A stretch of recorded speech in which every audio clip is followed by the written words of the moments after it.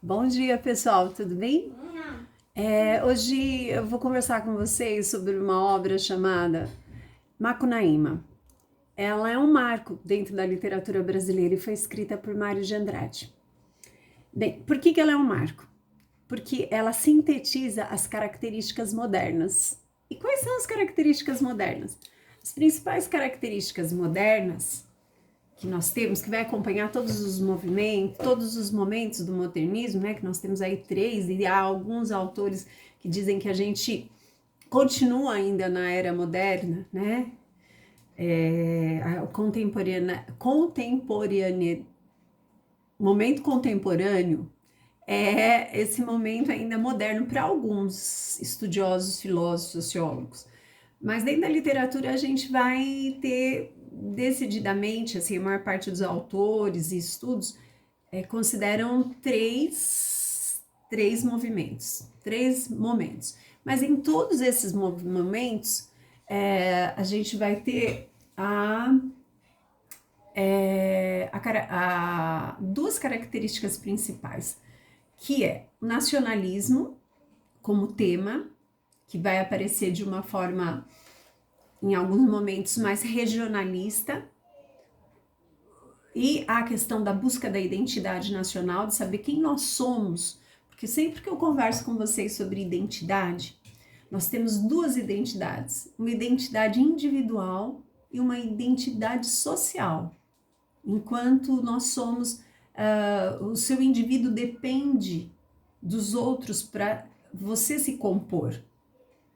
Se você não nascesse no Brasil, sua identidade individual provavelmente seria diferente, porque há uma influência, há um diálogo constante entre o seu interior e o seu exterior. E o seu exterior são os seus ambientes sociais, sua família, seus amigos, sua escola, sua nação.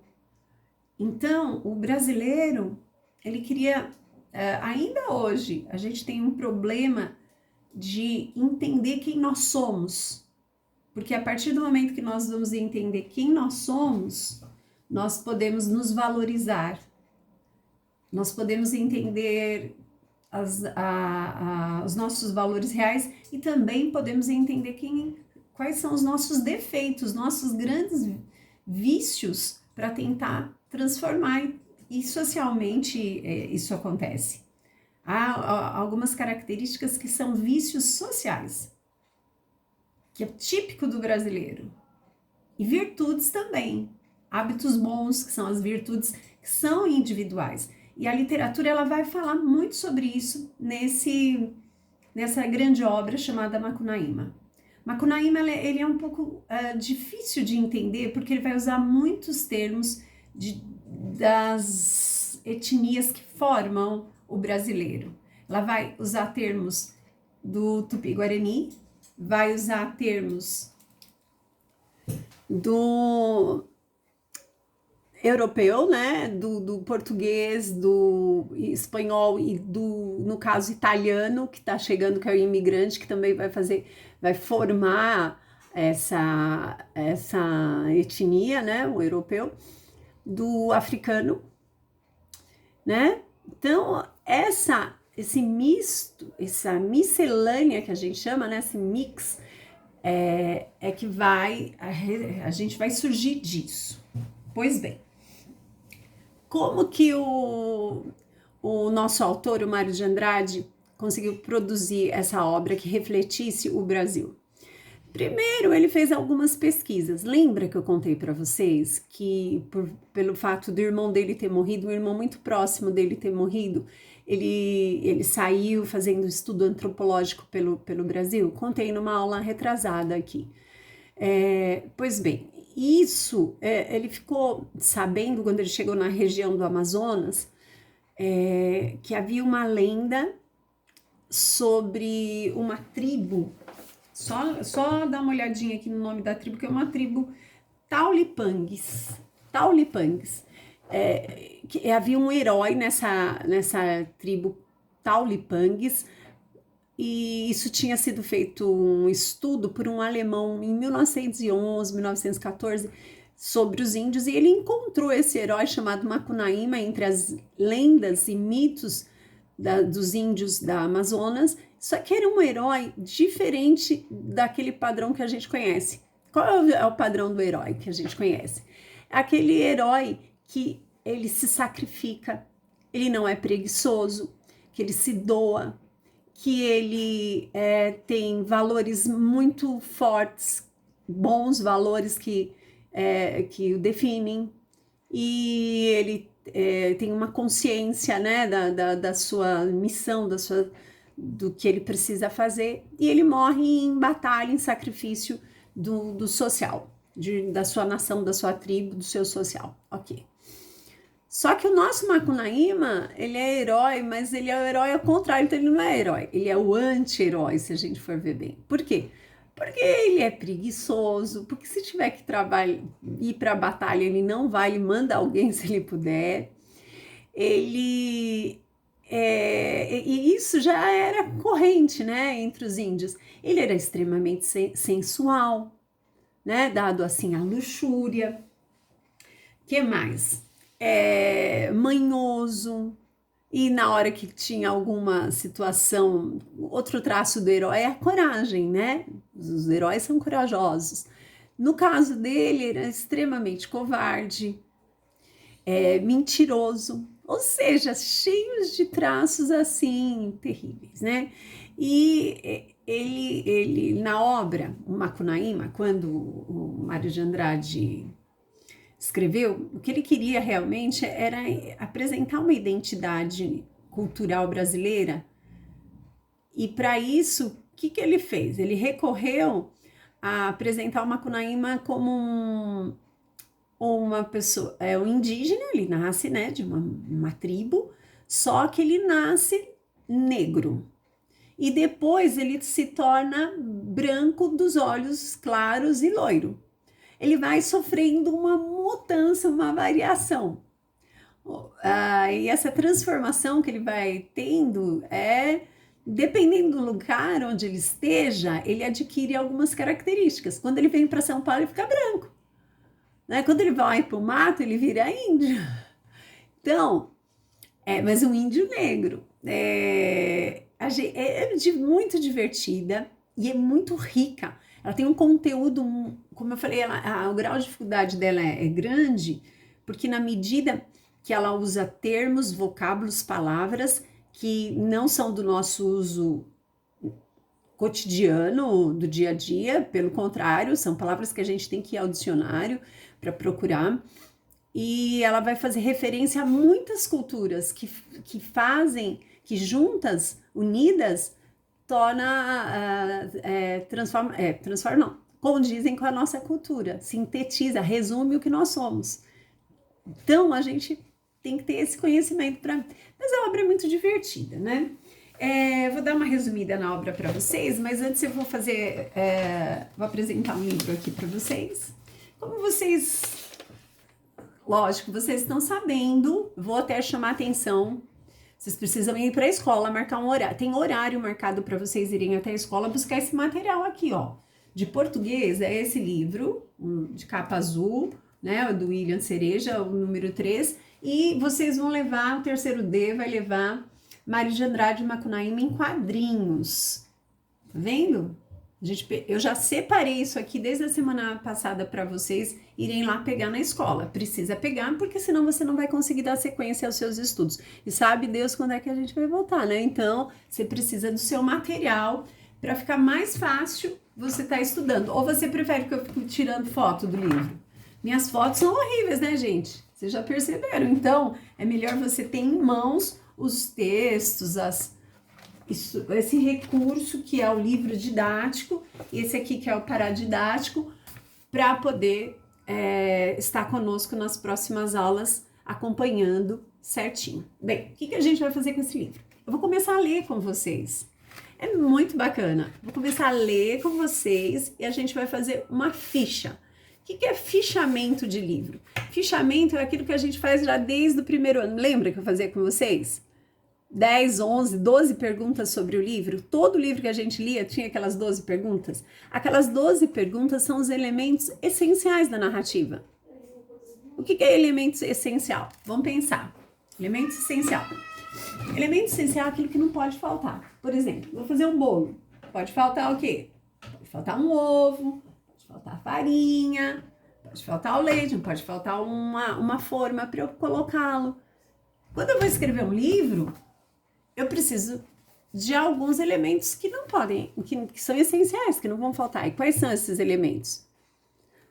Todo livro tem personagens. Então, personagens, tem um escritor. Então, escritor, e a sua autobiografia, a sua vida. Quando eu sei da vida do escritor, eu consigo entender melhor a obra.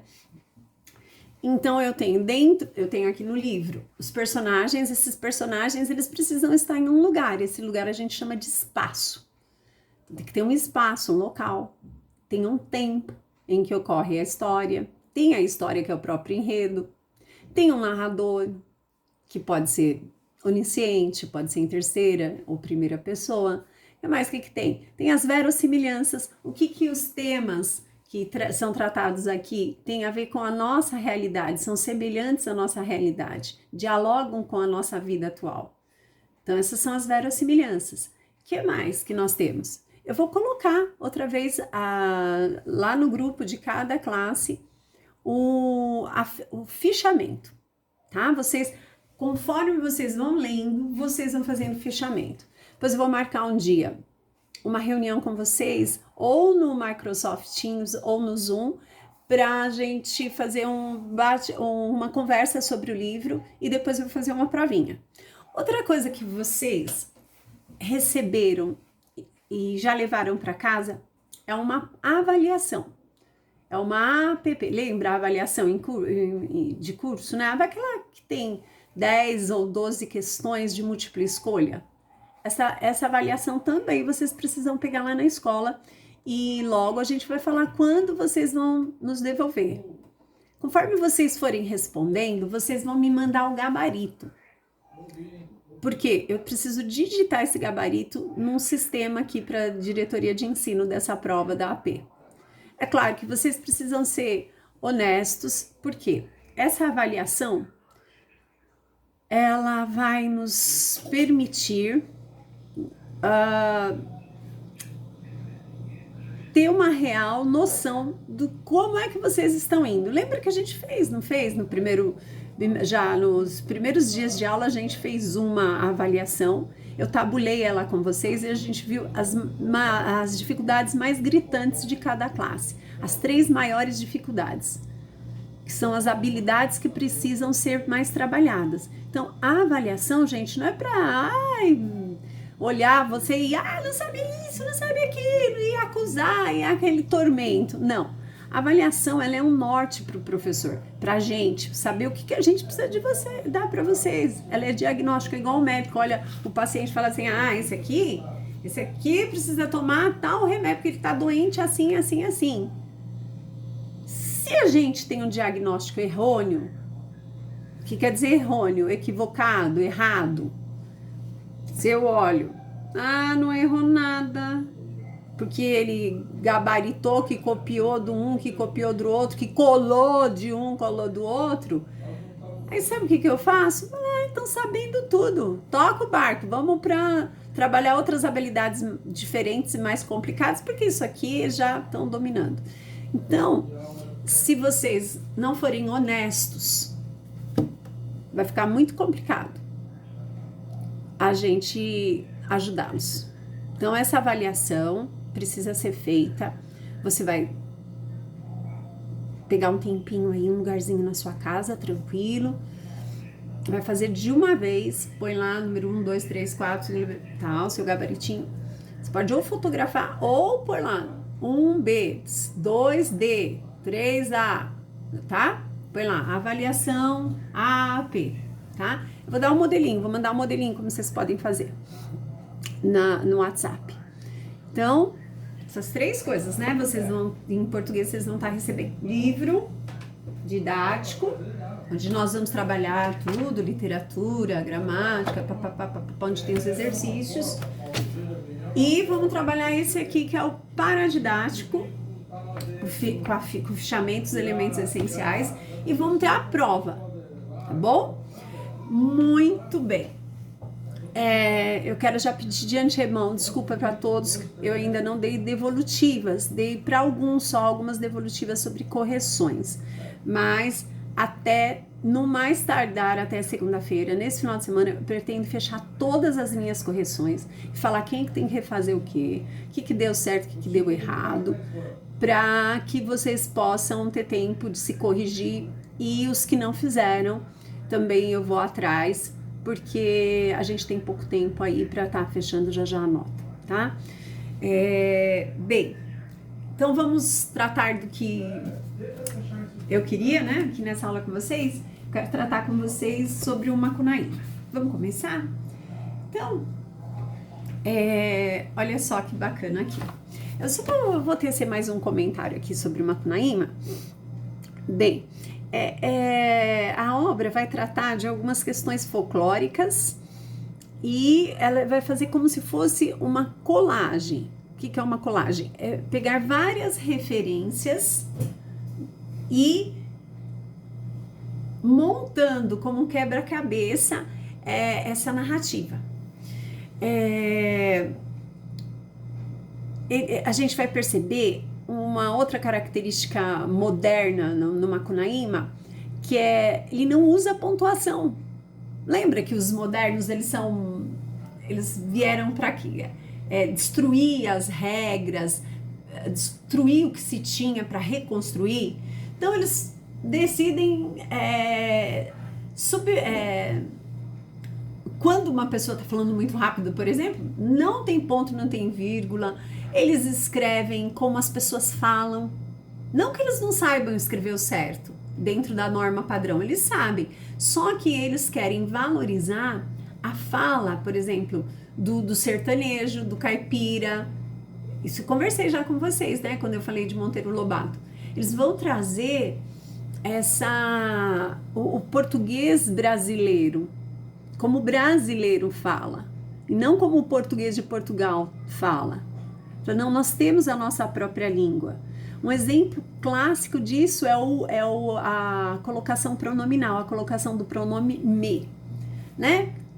Todo mundo sabe que é errado falar me dê, me empresta, me dá um beijo. É errado falar isso. Por quê, professora? Porque a gente não começa uma oração com pronome oblíquo, me, te, não começa com lhe, né?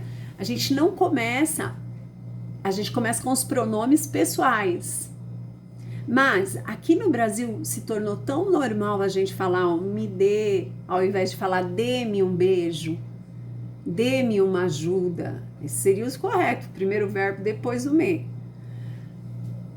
Que hoje são poucas as pessoas que até conhecem essa regra e fazem uso. No caso, por exemplo, na redação do Enem, eles vão pedir norma padrão, então a gente precisa saber. Mas no dia a dia, são poucas as pessoas que falam dessa forma correta. E no livro, no Macunaíma, vai vir tudo assim como o povo fala, mas com uma intenção de falar, olha, nós temos o nosso português. E nós nos entendemos. A língua, como todos já sabem, é um organismo vivo. Quem é que manda na língua? Os falantes da língua. Se a maioria dos falantes falarem que é me dê e não dê-me, vai ficar o me dê. Se a maioria das pessoas da língua quiser falar você ao invés de vós me ser, vai ficar você, como já ficou. Se a maior parte das pessoas quiserem falar se ao invés de você, vai ficar se. Vocês estão entendendo? A língua não é dos professores de língua portuguesa, nem dos estudiosos da língua, é da maioria dos falantes. Ela é uma herança que a gente recebe. É claro que é ideal a gente tentar falar de uma forma padronizada, por quê? Porque nós precisamos nos fazer entender em diversas regiões do Brasil. Se você quiser realmente se fazer entender, você precisa ter acesso à norma padrão. Mas nem por isso você deve ser impedido de aprender a falar gírias, a falar dialetos dentro da própria nação, termos regionais. Por que não? Porque você tendo esse conhecimento de gírias, de neologismos, de anglicanismos, dessas estruturas diferentes da língua, né? Você consegue ter acesso a outros contextos de comunicação. Como assim, professora? Ué, se você chega lá com a tribo do skate, você sabe falar como eles falam,